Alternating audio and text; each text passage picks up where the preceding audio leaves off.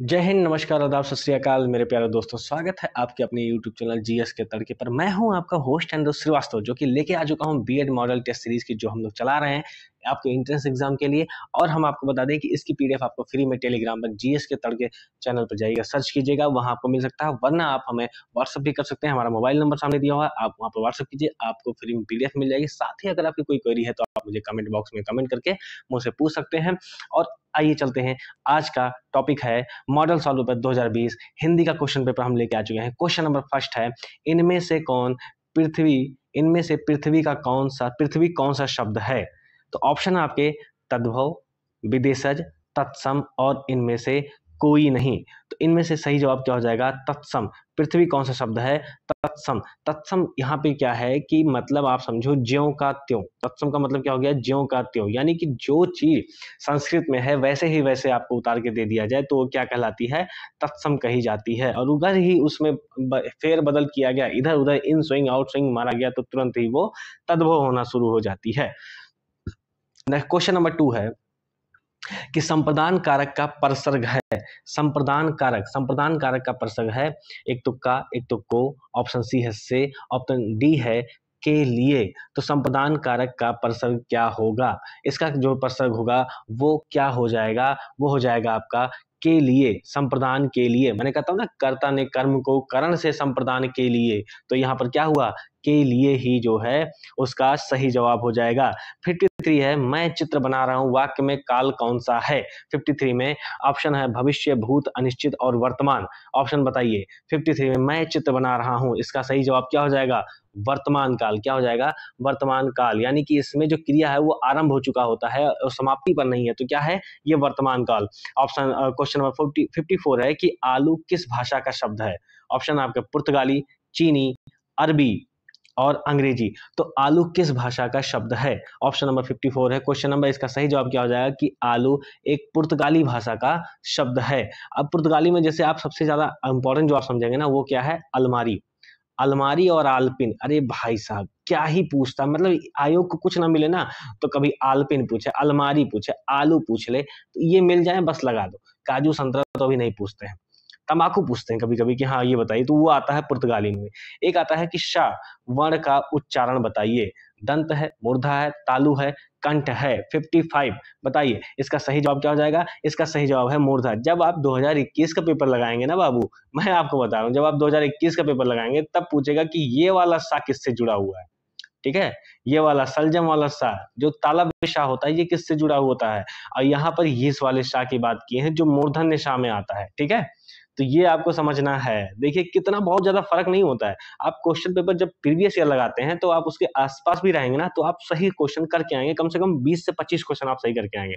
मैंने भी यही किया था और इसीलिए मेरी जो है अब आराम से गवर्नमेंट कॉलेज मिल गया था। नेक्स्ट क्वेश्चन है कि निम्नलिखित में से कौन सा गूलर का फूल होना मुहावरे का सही अर्थ है? अति प्रसन्न होना, फूल की तरह दिखना, दुर्लभ वस्तु, सुगंधित होना। इसका सही जवाब क्या हो जाएगा? दुर्लभ वस्तु। ये डिक्टो क्वेश्चन है 2021-22 में आ चुका है।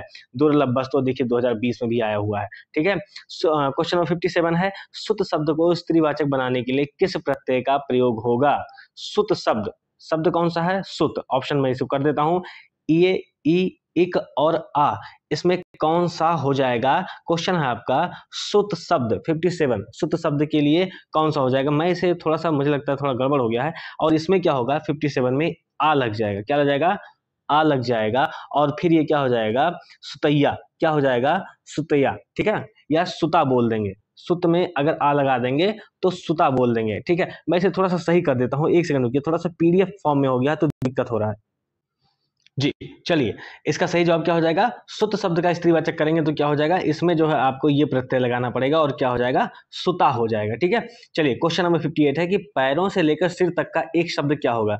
अधोपातन, आपदा, आपाद मस्तक, नतमस्तक या इनमें से कोई नहीं। क्वेश्चन नंबर 58 है कि पैरों से लेकर सिर के लिए क्या हो जाएगा? तो वो हो जाएगा आपका आपाद मस्तक। ऑप्शन नंबर बी इसका सही जवाब हो जाएगा। आदोपातन, आदोपांत का मतलब क्या होता है? कि आदि से लेकर अंत तक, आदि से अंत तक। आदो पांत का मतलब यही होता है, आदि से अंत तक। ठीक है, चलिए, नतमस्तक किसी के सामने भाई सम्मान से सर झुका लो, बस वही चीज होता है नतमस्तक। 59 है कि काव्य में भाव तथा कला के सौंदर्य को बढ़ाने वाले कारक क्या कहलाते हैं? ऑप्शन आपके रस, छंद, चौपाई और अलंकार। ये भैया पेपर में आ चुका है, इससे पहले भी 2021-22 में आ चुका है ये। अलंकार, काव्य में भाव तथा कला के सौंदर्य को बढ़ाने वाले कार्य को क्या कहते हैं? अलंकार। शायद 2021 में आया, आप जाके चेक करना पेपर में। देखिए क्वेश्चन डिट्टो जो है आपके पूछ लिए जाते हैं, कम से कम 10 से 12 क्वेश्चन, ठीक है? तो आप उसमें क्यों पीछे हटो, वही आपको रैंक डिसाइड कर देंगे। हिंदी के सर्वश्रेष्ठ हास्य व्यंग्य निबंधकार कौन है? हरिशंकर परसाई, जयशंकर प्रसाद, आचार्य रामचंद्र शुक्ल और महावीर प्रसाद द्विवेदी। तो इसके हास्य व्यंग्यकार निबंधकार हैं हरिशंकर परसाई। कौन है? हरिशंकर परसाई, ठीक है, बिल्कुल।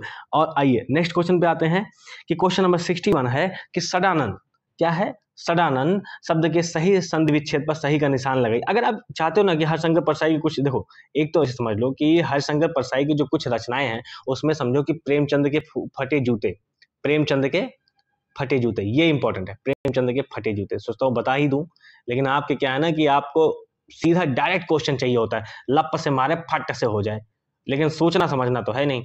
चलिए, प्रेमचंद के फटे जूते। और अगर एक दो और ले सकते हो तो वैष्णव की फिसलन ले सकते हो, ठीक है, विकलांग श्रद्धा का दौर ले सकते हो, लेकिन चलिए कोई नहीं। आइए 61 पे चलते हैं। जब प्रैक्टिस सेट लगाएंगे हरिशंकर परसाई आएंगे तो उनको हम वहीं तार देंगे। सडानंद शब्द के सही संधि विच्छेद पर सही का निशान लगाइए। ऑप्शन है आपका सडधन आनंद, सडाधनन, सडधन आनंद, सडाधनन, पड़ाधनन और सटधन आनंद। 61 का क्या हो जाएगा? 61 का हो जाएगा आपका सटधन आनंद। सडानंद का क्या हो जाएगा? सटधन आनंद, ठीक है ना। यहाँ पर क्या होता है कि जो टा होता है और आ, ये दोनों मिल करके फिर क्या बनाते हैं? डा बनाते हैं, और फिर यहीं से निकल के आता है सडानन। क्या निकल के आता है? सडानन, ठीक है। चलिए नेक्स्ट क्वेश्चन पे आते हैं कि चक्रधर शब्द है, क्या है? ऋण है, यौगिक है, योग ऋण है या विदेशी है? तो क्या है चक्रधर? वो है आपका योग ऋण शब्द है। चक्रधर क्या है? देखिए चक्र और धर इन दोनों से मिलकर बना है, इसलिए क्या हो गया? ये चक्रधर यानी कि योग ऋण शब्द हो गया, ठीक है। चलिए, निम्नलिखित में से अनिश्चयवाचक सर्वनाम कौन सा है? कुछ, कौन, या क्या? अब बताइए, अनिश्चयवाचक मतलब जिसके बारे में आपको निश्चय ही नहीं हो पा रहा है, तो उसका सही जवाब क्या हो जाएगा? कुछ। जैसे मैं अपनी मम्मी से कहता था कि मम्मी मुझे कुछ दे दो, तो मम्मी मुझे खींच के बेलन मारती थी और कहती थी कि कुछ क्या होता है, अरे कुछ तो नाम रख, अगर कुछ मांग रहा है तो कम से कम मांगने वाला का नाम तो रख कि हाँ मुझे लड्डू दे दे, बिस्कुट दे दे। मैं कहता था नहीं, मुझे कुछ दे दो, तो उसके बदले में मुझे बेलन और जो है चप्पल मिलते थे, ठीक है। तो अनिश्चय मेरे लिए भी था, अनिश्चय मेरी माँ के लिए भी था। चलिए, संबंध बोधक अव्यय किसके साथ प्रयुक्त होते हैं? संज्ञा अथवा सर्वनाम के साथ, विशेषण के साथ, क्रिया के साथ या काल के साथ? संबंध बोधक अव्यय किसके साथ प्रयुक्त होते हैं? संज्ञा और सर्वनाम, इन दोनों के साथ जो है संबंध बोधक जो है प्रयोग होते हैं, ठीक है ना। आइए क्वेश्चन नंबर 65 है कि अस्थायी भाव को जगाने और उद्दीप्त करने वाले कारक आलंबन, उद्दीपन, विभाव, अनुभाव, या फिर बताइए इसका सही जवाब क्या हो जाएगा? अस्थायी भाव को जगाने और उद्दीप्त करने वाले कारक कौन से हो जाएंगे? तो इसका सही जवाब क्या है? विभाव। क्या हो जाएगा? विभाव। दूसरे शब्दों में विभाव को समझिए कि जो व्यक्ति, वस्तु या परिस्थितियों अस्थायी भाव को उद्दीप्त या जागृत करती है उन्हें क्या कहते हैं? विभाव कहा जाता है, ठीक है। आइए, अब ये मत पूछना विभाव, विभाव देखो भैया, विभाव दो प्रकार के होते हैं। एक तो होता है आलंबन विभाव, कौन सा होता है? एक होता है आलंबन विभाव, और दूसरा कौन सा होता है? उद्दीपन विभाव। आलंबन विभाव और उद्दीपन विभाव, विभाव दो प्रकार के होते हैं। ऐसे संचारी भाव होता है। संचारी भाव कितने प्रकार होते हैं? अब पिछले पेपर में बताया था, वो 33 प्रकार के होते हैं। क्वेश्चन नंबर 66 है कि ज्यो ज्यो निहारिये नैरे हैं नैनही, त्यों त्यों खरी निकरे सनिकाई। पंक्ति में अलंकार बताइए, तो कौन सा अलंकार है? रूपक अलंकार है, उपमा अलंकार है, अनुप्रास अलंकार है या पुनरुक्ति अलंकार है? बताइए क्वेश्चन नंबर 66 में क्या हो जाएगा? देखिए इसमें पुनरुक्ति अलंकार है, पुनरुक्ति अलंकार है, यानी शब्दों की जब आवृत्ति बार बार होती है ना तो उसको क्या कहते हैं?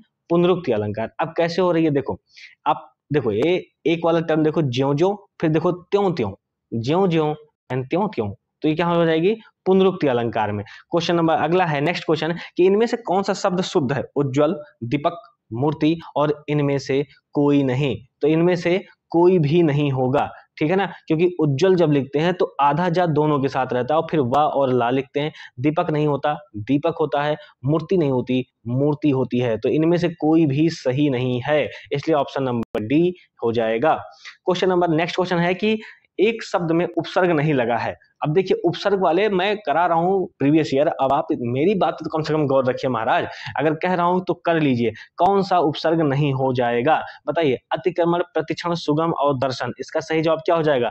और ये हो जाएगा दर्शन। दर्शन में जो है उपसर्ग नहीं लगा हुआ। जैसे अतिक्रमण में जो है अति उपसर्ग है, प्रतिक्षण में प्रति उपसर्ग है, सुगम में सु उपसर्ग है, ठीक है। तो बाकी दर्शन में दा उपसर्ग नहीं आता है, ठीक है। इसीलिए कहा हूं उपसर्ग आप देख लीजिएगा, नहीं समझ में आएगा तो मुझे बताइएगा, मैं ट्रिक के साथ आपको याद करा दूंगा, ठीक है। नेक्स्ट क्वेश्चन पे आइए कि हास्य काव्य के अंतर्गत आते हैं, हास्य काव्य के अंतर्गत आते हैं, नहीं ये हास्य नहीं है, एक्चुअली ये दृश्य काव्य है, ठीक है। हाँ दृश्य ही लिखा है, थोड़ा सा टाइपिंग मिस्टेक हुआ है। ये क्या है? दृश्य काव्य। तो दृश्य काव्य के अंतर्गत क्या आते हैं? नाटक, प्रहसन, नाटक और कहानी, नाटक और व्यंग, प्रहसन और कहानी। क्वेश्चन नंबर 69 है, इसका सही जवाब क्या हो जाएगा? नाटक और प्रहसन। डिट्टो क्वेश्चन है, 2021 में आया हुआ है भैया, ऑप्शन भी सेम टू सेम उतार के रख देते हैं लोग, ठीक है। बताइए ये चिन्ह कौन सा है? लाघव चिन्ह है, पुनरुक्तिबोधक चिन्ह है, आदेश चिन्ह है या हंस पद है? बताइए कौन सा चिन्ह है? तो इसका सही जवाब क्या हो जाएगा? यह है आपका पुनरुक्ति बोधक। कौन सा चिन्ह है? पुनरुक्ति बोधक चिन्ह होता है ये, ठीक है ना। चलिए नेक्स्ट क्वेश्चन पे आते हैं। क्वेश्चन नंबर 71 है कि प्रकृति के सुकुमार कवि कहे जाते हैं सूर्यकांत त्रिपाठी निराला, सुमित्रा नंदन पंत, जयशंकर प्रसाद और कबीर। तो प्रकृति के सुकुमार कवि किसको कहा जाता है बताइए? बिल्कुल, इसके सही जवाब क्या हो जाएंगे? इसका सही जवाब क्या हो जाएगा भैया? इसका सही जवाब है सुमित्रा नंदन पंत। ये भी एक छायावादी कवि हैं। क्या हैं? एक छायावादी कवि हैं। यहाँ पर जयशंकर प्रसाद हैं, वो भी छायावादी कवि थे, ठीक है ना। चलिए आइए, स्वाभिमान स्वाधीनता का प्रतीक है। चूहा, श्वान, कबूतर और सिंह स्वाभिमान स्वाधीनता का प्रतीक है। तो अब यहाँ पर किससे ऐसा लगता है कि स्वाभिमान ही स्वाधीनता का प्रतीक है? कौन ऐसा कर सकता है? इन चारों में आप देखोगे तो कौन लगेगा? वो लगेगा कौन? सिंह लगेगा, ठीक है। किसको माना जाता है? सिंह को माना जाता है। अली शब्द के दो अर्थ निकलेंगे। अली भौरा या सखी, घाट घट, जल पानी, पिता और भाई। बताइए अली शब्द से दो नियम निकल के आएंगे। ऑप्शन नंबर ए भौरा और सखी। ये भैया नेक्स्ट 2022 में आ चुका है, आप जाकर देख सकते हो। मैंने पढ़ाई है तो मुझे क्वेश्चन याद हो जाते हैं, तो फिर आपको क्यों नहीं याद हो सकते हैं? डिट्टो क्वेश्चन आ रहा है, इसमें टाइम वेस्ट नहीं करना है, मैं सच कर रहा हूँ। इस जैसे आपको जो प्रीवियस ईयर क्वेश्चन मिलते हैं, मान लो 100 क्वेश्चन है, उसमें से 15 क्वेश्चन मिले, भाई कम से कम वो तो कंफर्म रखो। आप रट लो यार, मैं वो करा रहा हूं ना, करो किसी भी तरीके से करो। आपको बस गवर्नमेंट कॉलेज मिलने चाहिए, क्योंकि गवर्नमेंट कॉलेज में जो मजा है ना भाई, फीस ही नहीं लगते एक तरीके से, मैं सच बता रहा हूँ। इतना कम फीस है ना कि आप समझ नहीं सकते हो। और कहीं स्कॉलरशिप आपकी आ गई तो समझो लल्लन टाप हो गया आपका। वह बहुत बोलती है। नेक्स्ट क्वेश्चन है, वाक्य में क्रिया विशेषण है। वह बहुत बोलती है, वाक्य में क्रिया विशेषण कौन सा होगा? वह होगा, बहुत होगा, बोलती है या है? तो कौन सा होगा? क्वेश्चन नंबर 74 बताइए। वह बहुत बोलती है। बिल्कुल, यहाँ सही जवाब क्या हो जाएगा? यहाँ सही जवाब हो जाएगा बहुत। क्या हो जाएगा? बहुत, यही हो जाएगा क्रिया विशेषण। उज्ज्वल पद में नेक्स्ट क्वेश्चन है कि उज्ज्वल पद में संधि है, दीर्घ, गुण, व्यंजन और विसर्ग। उज्ज्वल पद में कौन सी संधि है? उज्ज्वल में कौन सी संधि है? आपका व्यंजन संधि है। कौन सी संधि है? व्यंजन संधि है, क्योंकि जब इसको हम तोड़ेंगे तो हम ऐसे लिखते हैं उत धन ज्वल। क्या लिखते हैं? उत धन ज्वल, ठीक है ना। तो फिर ये बाद में जो ये ता है, हलंत वाला ता, ये आधा जा में कन्वर्ट हो जाता है, ठीक है ना। इसी प्रकार से क्या हुआ? उज्जवल। ऐसे ही जब आप देखोगे ना सज्जन, जब आप सज्जन पूछा जाता है तो सज्जन को जब तोड़ोगे तो निकालोगे सत धन जन, सत धन जन, ऐसे ही सज्जन निकल जाते हैं। जब सज्जाति निकालते हो, सज्जाति निकालने के लिए क्या लिखोगे? सत धन जाति, सत धन जाति। तब आप इसको ता को जो क्या करोगे? आधा जा में बदल दोगे, तब ऐसे लिखेगा सा आधा जा और फिर पूरा जा के साथ ये हो जाएगा आपका सज्जाति। इस तरीके से निकालते हैं, ठीक है। बिल्कुल, व्यंजन संधि को आपको थोड़ा पढ़ना चाहिए, क्योंकि उसमें नियम कानून थोड़ा ज्यादा होते हैं, तो इसलिए थोड़ा सा तैयार रखिए अपने आप को। छायावादी युग के प्रवर्तक हैं जयशंकर प्रसाद, श्रीधर पाठक, सुमित्रा नंदन पंत और रामचंद्र शुक्ल। बताइए छायावादी युग के प्रवर्तक। देखिए प्रवर्तक मतलब कि वो सबसे आगे आने वाले हैं, सबसे टॉप लेवल में होने हैं। तो सबसे टॉप लेवल में उसमें कौन थे? जयशंकर प्रसाद थे। कौन था? जयशंकर प्रसाद में थे, ठीक है। और इनकी रचना एक कौन सी थी? झरना। इनकी पहली रचना थी। इनकी पहली रचना कौन सी थी? झरना, ठीक है ना। चलिए कामायनी भी इन्हीं की है। पावक शब्द उदाहरण है दीर्घ स्वर संधि का, गुण स्वर संधि का, वृद्धि स्वर संधि का और अयादि स्वर संधि का। तो इसका सही जवाब क्या हो जाएगा? इसका सही जवाब हो जाएगा आपका अयादि स्वर संधि। तो पावक को जब आप तोड़ेंगे ना तो ऐसे लिखना पड़ेगा पौ धन अक, पौ धन अक, तो क्या हो जाएगा पावक, पौ धन अक क्या हो जाएगा पावक। ऐसे ही जब आप नायक लिखोगे तो नय धन अक, नय धन अक नायक। लेकिन अगर आप नयन लिखोगे ना तो ऐसे लिखोगे ने धन अन, ने धन अयन, नयन, नायक में नय धन अक है, नयन में नय धन अक है, अयन है, ठीक है ना। ऐसे आपको याद रखना। जैसे पवन लिखना हो तो क्या लिखोगे पौ धन अन, इसका क्या मतलब हो जाएगा पवन, ठीक है। नेक्स्ट क्वेश्चन पे आओ। सामान्यतः काव्य के कुल कितने भेद होते हैं? 1 2 3 4, यही ऑप्शन है। अब बताइए सामान्यतः काव्य के कुल कितने भेद होते हैं? तो काव्य के कुल होते हैं 2 भेद। एक सुनने वाला काव्य होता है जिसको श्रव्य काव्य बोलते हैं, और एक देखने वाला काव्य होगा तो उसको क्या बोलेंगे दृश्य काव्य, श्रव्य काव्य और दृश्य काव्य। चलिए नेक्स्ट क्वेश्चन पे आते हैं कि प्रसारण का विलोम शब्द बताइए। प्रसारण का विलोम शब्द क्या हो जाएगा? और क्वेश्चन नंबर 79 है, बताइए। प्रतिपादन, आरक्षण, आकुंचन और सदर्शन, सदर्शन। तो प्रसारण का क्या हो जाएगा आकुंचन, ठीक है। प्रसारण क्या हो जाएगा आकुंचन, ठीक है, जिसका मतलब होता है सिकुड़ना। चलिए 80 है लोक संस्कृति का जन्म हुआ है कहाँ पे? शहरों में, गांव में, कस्बों में, विद्यालयों में। तो लोक संस्कृति का जन्म कहाँ हुआ है? गांव में हुआ। कहाँ पे हुआ है? गांव में, ठीक है ना। क्वेश्चन नंबर 81 है कृपाण शब्द क्या है? आगत, देशज, तद्भव और तत्सम। तो कृपाण कौन सा शब्द है? कृपाण जो है वो आपका कौन सा शब्द है? तत्सम शब्द है। कृपाण जो है वो तत्सम शब्द है। और कृपाण का मतलब क्या होता है? कटार, क्या होता है? छोटा सा होता है, ठीक है। आप देखोगे वो सिख धर्म वाले लोग जो है, जो पुरुष होते हैं वो उसको धारण करते हैं, ठीक है। आइए, हाँ बिल्कुल, गुरु गोविंद सिंह ने जो पंच ककार धारण करने को कहा था, जैसे कि केश, कंघा, कच्छा, कृपाण और कंघा, ये सब चीजें वो आपको वहां मिलेंगी, ठीक है। चलिए, बुद्ध भ्रमित होना किस मुहावरे का सही अर्थ है? एक क्वेश्चन नंबर 82 है चक्कर में पड़ना, अक्ल पर पत्थर पड़ना, धोखा खाना और उल्लू बनाना। क्वेश्चन नंबर 82 बुद्धि भ्रमित होना, इसका सही जवाब क्या हो जाएगा? चक्कर में पड़ना, ठीक है, चक्कर में पड़ के बुद्धि भ्रमित कर लिए। आइए क्वेश्चन नंबर नेक्स्ट क्वेश्चन है कि सिर से बोझ उतारना मुहावरे का अर्थ क्या होगा? बताइए। भार टालना, बक्सा रखना, जमीन पर कुछ पटकना और बात पक्की होना। इसका सही जवाब क्या हो जाएगा? इसका सही जवाब है भार टालना, सिर से बोझ उतारना। निम्नलिखित में से ऋण शब्द कौन सा है? वाचनालय, समतल, विद्यालय और पशु। ऋण शब्द कौन सा है? ऋण शब्द है आपका पशु। मैंने बताया ना कि इसको खंडित नहीं कर सकते जो ऋण शब्द होते हैं, बाकी सबको किया जा सकता है, ठीक है। ऐसा तल जो समतल हो, ऐसा आलय जो विद्यालय जो विद्या दे सके, वाचनालय जहां पर वाचन हो सके, ठीक है ना। चलिए नेक्स्ट क्वेश्चन है कि महोत्सव में संधि कौन सा है? गुण संधि, विषक संधि, आयात संधि और व्यंजन संधि। तो महोत्सव में कौन सा संधि है? वो है आपका गुण संधि। महोत्सव को जब आप तोड़ेंगे ना बाबू तो महाधन उत्सव लिखेंगे। क्या लिखेंगे? महाधन उत्सव, ये होता है महोत्सव, ठीक है। आइए नेक्स्ट क्वेश्चन है कि अंबर का विलोम, एक सेकेंड, अंबर का विलोम क्या होगा? अवनी, आकाश, अभिन्न और प्रक्षिप्त। अंबर का विलोम क्या हो जाएगा? अंबर का विलोम हो जाएगा आपका अवनी। अवनी जो है वो अंबर का विलोम होता है। अंबर मतलब होता है आकाश और अवनी मतलब होता है धरती। कभी कबीरा दीवाना था, कभी मीरा दीवानी थी, ठीक है ना। कैसे कहते मगर बादल की धरती को धरती समझता, जो भी हो, बादल की बेचैनी को, कुमार विश्वास की कहानी। क्वेश्चन नंबर 87 मुझे कैसा शब्द है? मुझे कैसा शब्द है? मध्यम पुरुष, अन्य पुरुष, उत्तम पुरुष और प्रथम पुरुष। मुझे कैसा शब्द है बताइए। ये कौन सा है आपका?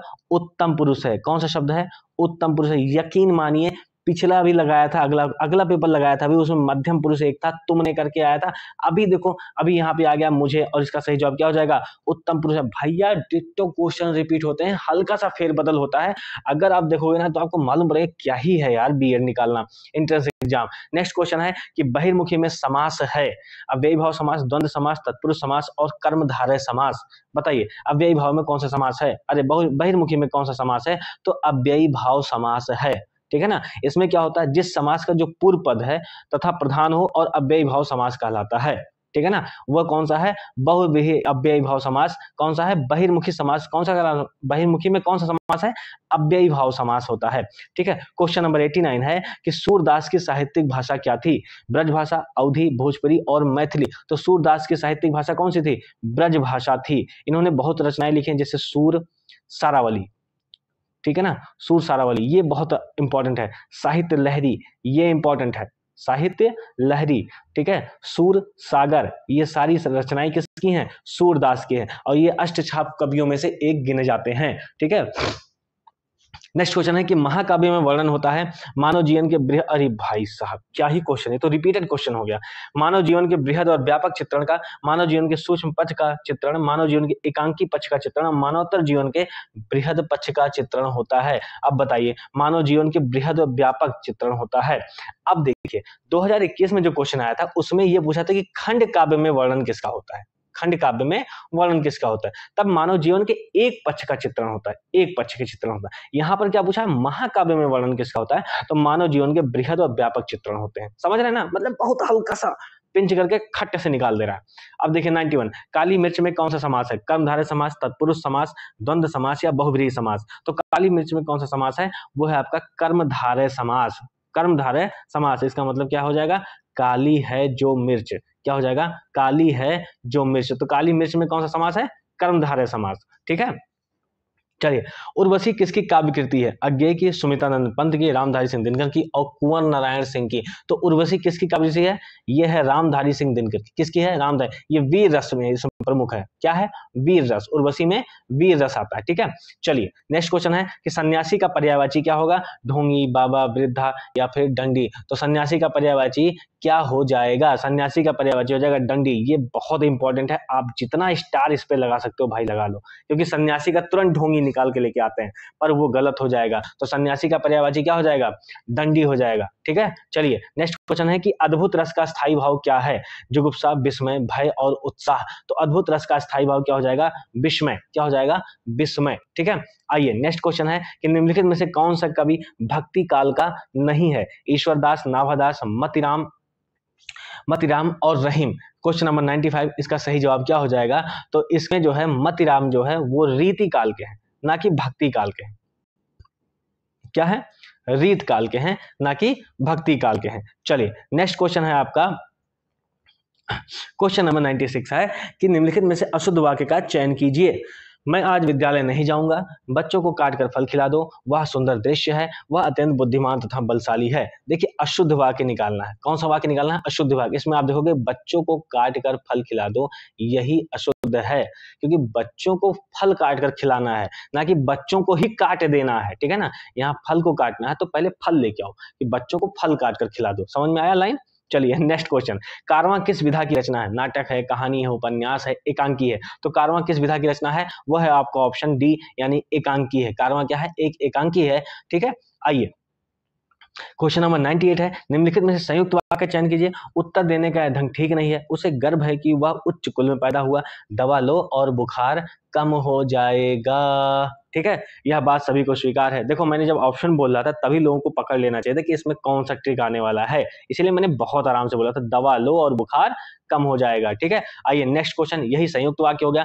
कंजूसी से धन व्यय करने वाला क्या कहलाता है, मिश्रण, मितव्ययी, अल्पव्ययी और कृपण। तो कंजूसी से जो धन व्यय करता है उसको क्या कहते हैं, मितव्ययी कहते हैं। क्या कहते हैं, मितव्ययी कहा जाता है। ठीक है, आइए क्वेश्चन नंबर 100 है कि विशेषणों की विशेषता बताने वाले शब्द क्या कहलाते हैं, विशेषण, प्रविशेषण, क्रिया विशेषण और सार्वनामिक विशेषण।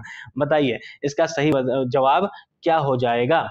बिल्कुल समझिए, पहले विशेषण की विशेषता बताने वाले क्या कहलाएंगे, वो कहलाएंगे आपके प्रविशेषण। प्रविशेषण बिल्कुल ditto question same to same आया था। क्रिया की विशेषता वहां पूछ लिया था तो क्रिया विशेषण बताना था, यहाँ पर विशेषण की विशेषता है तो प्रविशेषण, ये सेम टू सेम वही क्वेश्चन था। ठीक है ना, तो चलिए दोस्तों आज का ये 2020 का मॉडल पेपर था जो कि कंप्लीट हो चुका है। और लोगों का सम्मान कीजिए, शेयर कीजिए, लाइक से सब्सक्राइब दबा के कीजिए, मुझे नहीं मतलब देखिए फटाफट क्वेश्चन कीजिए। मैं इसके बाद जैसे ही मॉडल पेपर में खत्म होगा मैं तुरंत प्रैक्टिस सेट लेके आऊंगा, तो इसलिए अपने दोस्तों के साथ जरूर शेयर कीजिए। और अगर गवर्नमेंट कॉलेज चाहिए, भाई साहब गवर्नमेंट कॉलेज का मौज अलग है। लोग कहते हैं ना कि जाना पड़ता, नहीं जाना पड़ता, अरे तुम आके तो देखो, मैंने जहां से किया भाई क्या ही निश्चिंत था मैं, मजा आ गया उस कॉलेज में। ठीक है, थैंक यू, आप यहाँ तक आए हैं तो जरूर लाइक से सब्सक्राइब कर दीजिएगा। थैंक यू, जय हिंद साथियों।